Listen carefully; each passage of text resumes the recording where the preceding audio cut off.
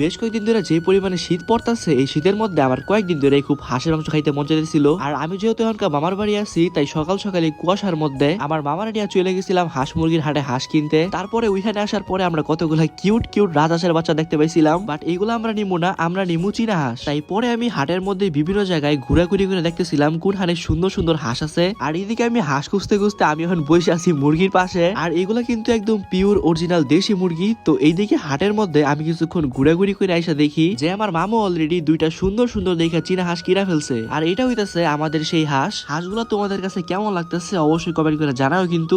তারপরে আমরা হাঁসগুলার ব্যাগের মধ্যে বইরা চলে আসছিলাম আমাদের গ্রামের বাড়িতে। দেন পরে আমরা সারাদিন গ্রামের বাড়িতে অনেক মজা মাস্তি কইরা একদম রাতের দিকে আমরা চলে আসছিলাম আমার মামার বাড়িতে। আর সেইখানে আইসা দেখি আমার মামা অলরেডি একদম রান্না বান্না সবকিছু শুরু করে দিছে। আর তোমাদেরকে বলি আমার মামা কিন্তু খুব জোস কইরা হাঁসের মাংস রান্না করতে পারে। তোমরা যদি আমার মামুর হাতের রান্না একবার খাও তাইলে আমি নিঃসন্দেহে বলতে পারি পুরো একদম ফিদা হয়ে যাবা। তো তোমাদের মতো কারা কারা আমার মতো হাঁসের মাংস অনেক পছন্দ করো তারা কিন্তু আমার এই ভিডিওতে কমেন্ট করে জানাইতে পারো। আর এবারে মামুর হাতের মাংস রান্নাটা কিন্তু অনেক মজা হয়েছিল। দেখো আমি কি পরিমাণে মাংস নিছি, আর সবশেষে আমি কিন্তু একদম খাইতে খাইতে পুরাই কাহিল হয়ে গেছিলাম। তো গাইস আজকের এই ভিডিওটা ছিল এই পর্যন্তই। তোমাদের কাছে ভিডিওটা কেমন লাগছে অবশ্যই কিন্তু কমেন্ট করে জানাইও। তো তোমাদের সাথে আমার আবার দেখা হবে নেক্সট অন্য কোনো একটা ভিডিওতে। ততক্ষণ পর্যন্ত টাটা।